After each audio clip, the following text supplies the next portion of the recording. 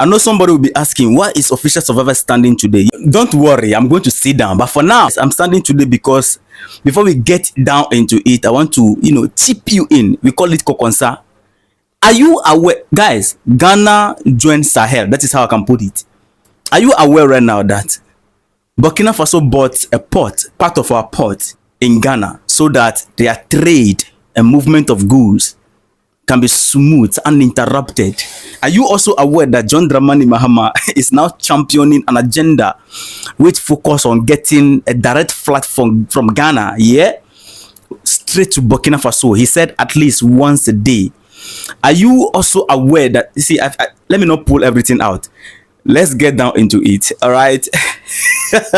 Let me not lay everything out, okay? This particular video today, there is tomatoes, there is onion, there is bakbush, everything you need. I cook it very well, so stay tuned. Respect, lovely people. Thank you so much for joining Official Survivor Media. This is the house where we don't back down when the conversation is about Africa. We go deep and deep and deep. Thank you so much, lovely people. Today, I don't know if I should say we are in Ghana, we are in Burkina Faso, Mali, Niger, but I can just tell you that today is about Africa as a whole. Because whatsoever is happening right now, it's about Africa. As you can see, I'm proudly identified with the red, gold, green, and black star here. Because something beautiful is happening. History is repeating itself. I said history is repeating itself. What the fathers failed to do, the children are championing the agenda to make sure that they achieve what the fathers have failed to achieve. John Dramani Mahama, the president of Ghana, I can practically say, looking at his activities, the way he's moving around, doing things, I can practically say on the African unity and Pan-African level, he's operating with the same spirit of Kwame Nkrumah. Those who are partisan would disagree with me, but I still maintain, I'm here to tell the truth. I don't care what somebody feel about it. John Dramani Mahama made his first visit to Mali, Niger, Burkina Faso since he took over the presidency of Ghana. And this is not the usual visit of ECOWAS sending Senegal president to go and talk to Mali, Niger, Burkina Faso to come back to the folds. No.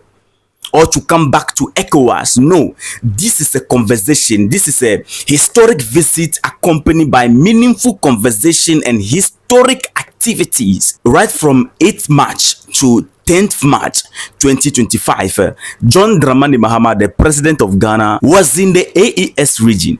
The region that is making you and I proud. The region that we are always proud and we are always happy about anytime you hear development happening there. I will take you through all the details one after the other. He went to Mali first, went to Niger, and then end up with Burkina Faso. And trust me, I'm going to break this visit down to the last pin. I follow everything about this particular visit. I have listened, I watched closely, and the only thing I'm seeing is, for the first time, since the withdrawal of Mali, Niger, Burkina Faso from ECOWAS, this is the first time an African leader practically went to them not to persuade them to come back to the fold or to the ECOWAS bloc, but to understand them, to know where the problem is coming from and how to handle it. And John Dramani Mahama acknowledged certain things which the rest of the leaders were pretending that they are not aware of. And from the speech of John Dramani Mahama, which I'm going to play to you, when he went to Burkina Faso, he concluded everything in the speech over there. It was very smart. He went to Mali, he said something small. He went to Niger, he said something small. He went to Burkina Faso and then concluded the whole thing. He perfectly, from the speech, you can see that he perfectly understood the concern of the AES and he openly pointed it out.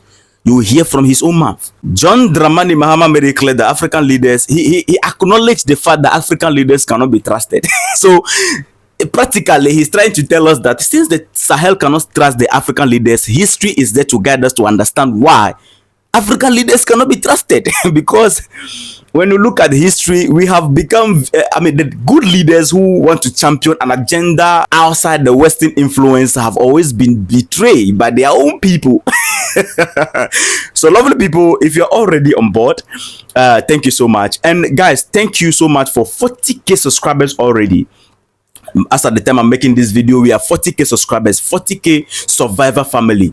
I appreciate you. I love you guys so much. I appreciate you so much, and continue to support us. I'll do my best to make it better, and every day. I will make sure that this platform, Official Survivor, stay on course. We are not going to change focus. You will never regret it. All right, respect. Now let's get into it. When Mahama got to the Sahel, one of the beautiful things that happened is that we saw placard, people holding placard on the street, and it is written, Mahama is a peacemaker. Lovely people. I believe this is coming from people who are watching closely from afar to understand and see the movement of Mahama in regards to the unity of Africa. Mahama is doing his best when it comes to this aspect. The former government of Ghana made it difficult for some of us to identify ourselves in the previous, or let me say previously, as Ghanaians, because we were very ashamed. This is Kwame Nkrumah Ghana. We don't want war, but this man has been going around trying to create war, tension between the Sahel and Ghana.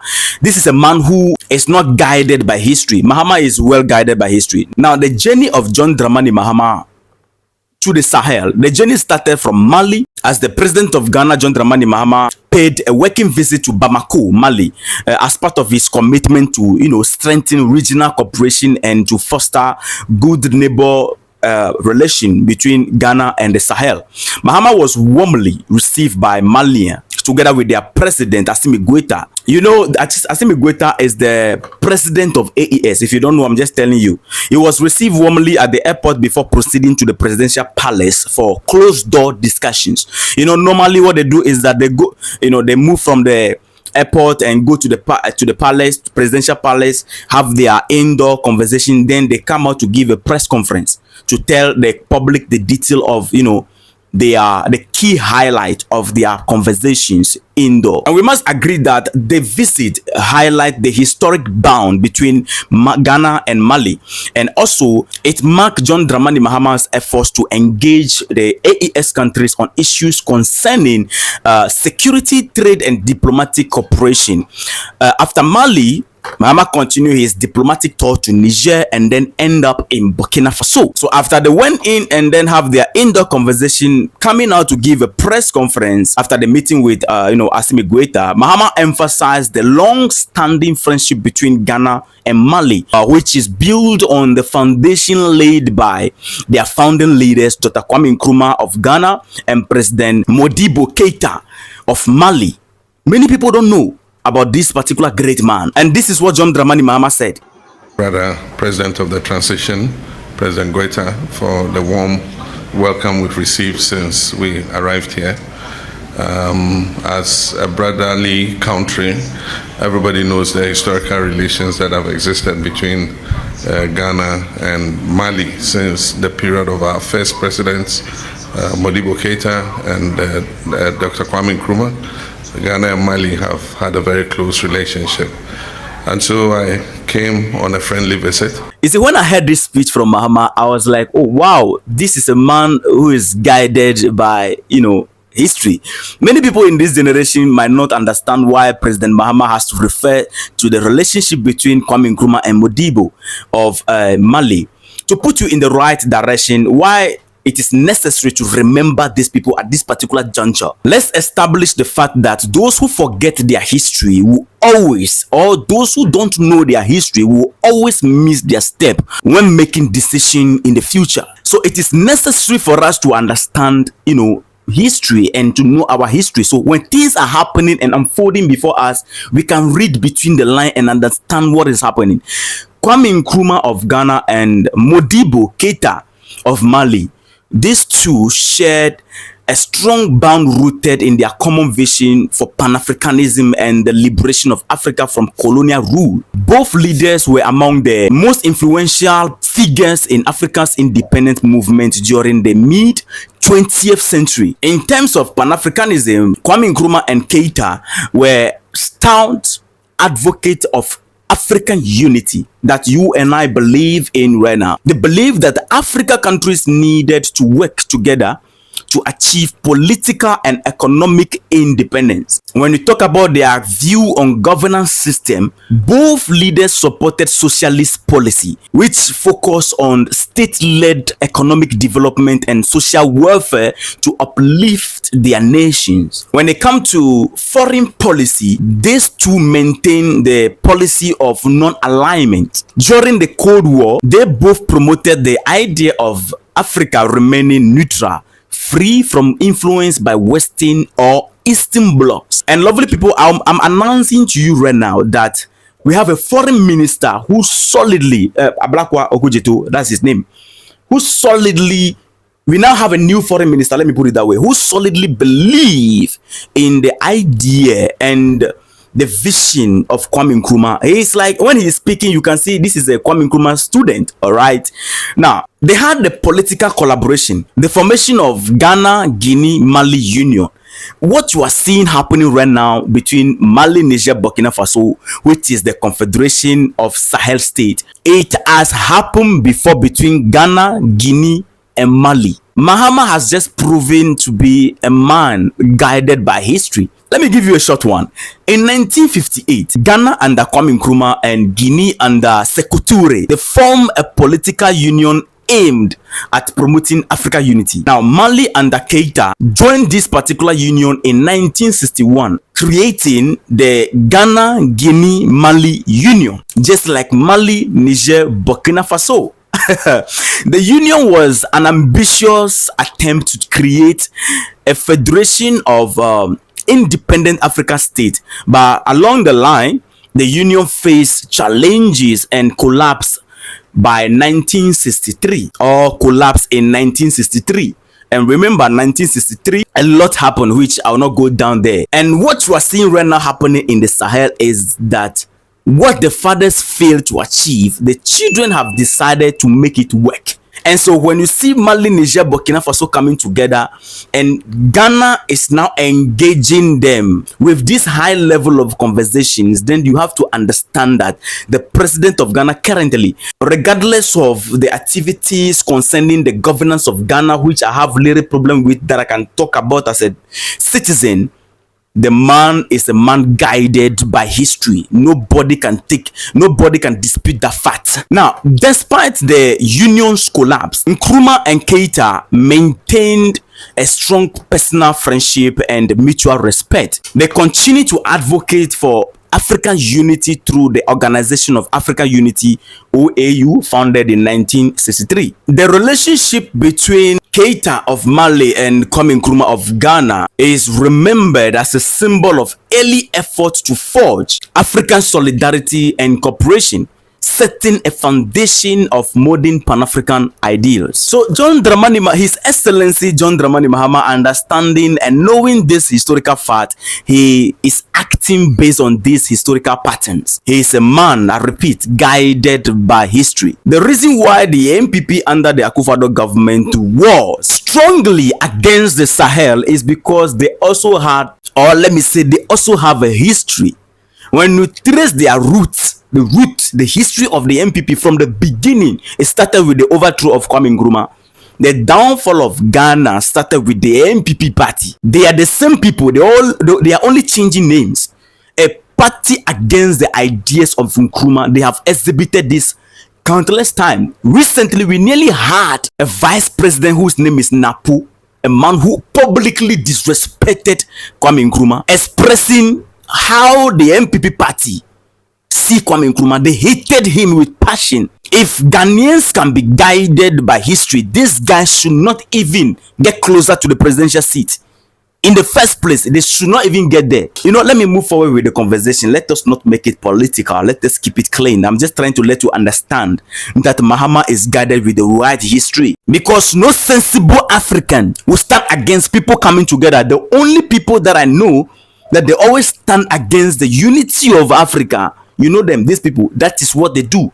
So any African behaving in that manner, standing against the unity of Africa or Africans coming together, that person is a black man in front of everybody, but the fact is that he's a white man in black skin. Now in Mali, a key part of the conversation between Mahama and Assimi Goita focus on strengthening transit trade and economic tie between Ghana and Mali. Mahama highlighted the importance of deepening these relations to promote economic growth across the West African sub-region. It is very important to us. He also stressed the need to revive the Permanent Joint Commission for Cooperation. You can search it out. I don't want to make the video long. I can talk about it in the next video. The Permanent Joint Commission for Cooperation, abbreviated PJCC, has been inactive since 2011. The revival of this commission, according to Mahama, will help resolve existing trade barriers and diplomatic challenges between the two countries. And according to his word, this is what he said. Discussed the revival of the Permanent Joint Commission for Cooperation between Mali and Ghana. The last meeting was in 2011 in Accra, and the next meeting was supposed to take place here, but due to some circumstances it didn't happen, and so we're looking to revive it so that as early as possible we can send our technical team to come and sit with our Malian counterparts and discuss how we can increase and strengthen the cooperation that exists between our two countries. I also took the opportunity to discuss issues of bilateral cooperation and trade and economic cooperation between our two countries. We know that for a very long time our countries trade amongst each other. Our people travel freely amongst each other. There's a big Malian population living in Ghana. They are involved in business. They are settled peacefully in Ghana. They're actually citizens of both Ghana and Mali. And so we had the opportunity to discuss how we can make our economic relations even stronger. We also have a transit corridor. A lot of long-distance drivers, both Malian and Ghanaians, convey goods from our ports to Mali and transport goods from Mali back to our port for export. And so we discussed how we can remove the challenges. Additionally, Mahama addressed, the Sahel and ECOWAS relation. Mahama reflected on the complex relation between the Economic Community of West African States, ECOWAS, and the Sahel States, Mali, Niger, Burkina Faso. While these countries, have recently withdrawn from ECOWAS, Mahama stressed that the deep bonds of friendship and cultural tie among the people should continue, regardless of political or regional disagreement. This is a peacemaker indeed. The people did not make mistake when they put the placard on board and wrote on it that Mahama the peacemaker. They did not make mistake. And John Dramani Mahama did something amazing. Same thing that Ibrahim Traore came to Ghana and did. When Ibrahim Traore came to Ghana, before he left, he engaged the people of Burkina Faso living in Ghana. During his stay in Bamako, Mahama took time to interact with the Ghanaian community living in Mali. He stopped along the road near his hotel to greet and engage with citizens, Ghanaian citizens, ensuring them of Ghana's commitment to safeguarding their welfare abroad. The visit of John Dramani Mahama to Mali ended with something beautiful. The visit ended with a symbolic moment as Mahama visited the historic statue of Dr. Kwame Nkrumah located in central Bamako. The statue stands as a symbol of Ghana and Mali's shared history and their common Pan-African aspirations. The Kwame Nkrumah that some Ghanaians here in this country are disrespecting is being honored somewhere. We are not serious as a country. Now, lovely people, John Dramani Mahama, the president of Ghana, moved from Mali straight and went to Niger. To continue his diplomatic tour, Mahama traveled to Niamey, the capital city of Niger, where he met with General Abdourahamane Tiani. He is the president of the National Council for the Safeguard of the Homeland. Now, the two leaders, the leader of Ghana and the leader of Niger, they held private discussion followed by an expanded bilateral meeting involving their delegations at the presidential palace. And when you look at the conversation between Mahama and Tiani, the president of Niger, security was a top priority, with both leaders agreeing on the need to strengthen security cooperation in the Sahel and the broader West African region to combat terrorism, which is affecting all of us. President Tiani emphasized the importance of greater recognition for the Alliance of Sahel States within the regional security framework. He's making them understand that now we can't come back to ECOWAS. We are now on our own. You need to recognize that. Mahama in turn acknowledged the shared threats of terrorism and called for stronger, collaboration. He said in his own word, this is what he said: terrorism is not just a Sahel problem. It threatens coastal nations as well.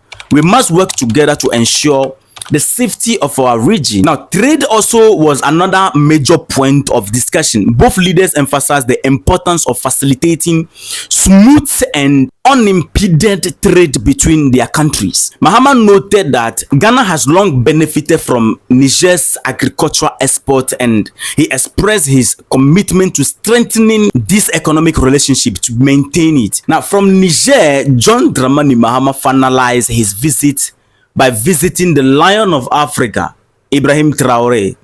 John Dramani Mahama went to Burkina Faso and he was welcome. When he went to Niger, Mali, the welcome was so overwhelming. Just like we welcome Ibrahim Traoré here with one of the loudest applause. It's telling you that Pan-Africans or Pan-Africanism is growing. It has grown and it is here to stay. So Mahama concluded his diplomatic tour with a visit to Burkina Faso, where he held bilateral talk with Captain Ibrahim Traoré, the country's leader. Now, Mahama is very smart, guys. When you check, the conversation in Mali was on a little bit different level from the conversation in Niger. Although it is the same thing, but he engaged, or let me say he engaged them in their respective positions. The reason I'm saying this is that the discussion of John Dramani Mahama and Burkina Faso practically centered around Burkina Faso's exit, or the Sahel exit from ECOWAS, and the broader concern shared by Mali, Niger, and Burkina Faso regarding their relationship with the regional bloc, ECOWAS. Mahama acknowledged the breakdown of trust between these nations and ECOWAS, emphasizing that restoring confidence would take time, but it is necessary for the region's unity. About this, let me not talk so much about it. Let me just play the video so you hear from Mahama's own mouth. Burkina Faso and Ghana are the same, so I don't need any reason to come. I can come anytime I want. But by African tradition, we know that if your brother does you a favor, the next morning you have to come and say thank you. We had elections last year in Ghana, and I was elected the president, and I sent an invitation to my brother to come and attend my investiture, and he left everything he was doing and came to the investiture. And so when he was leaving, I told him I'll come and say thank you. So I came here to thank him very much for coming to our inauguration. We've had a long discussion, and I think that we've discussed issues of mutual interest. We've discussed the issue of AES and ECOWAS, and I've got new perspectives about the concerns that the three countries have in respect of their relations with ECOWAS. And so I assured Mr. President that at the next ECOWAS meeting, I would pass on what they have explained to me to the other leaders. I think there's a breakdown of trust amongst the leadership.